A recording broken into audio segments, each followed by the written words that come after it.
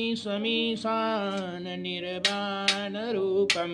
विभुं व्यापकं ब्रह्मवेदस्वरूपं तिजं निर्गुणं निर्विकल्पं निरीहं चिदाकाशमाकाशवादं भजेऽहं निराकार ओङ्कारमूलं गुरीयं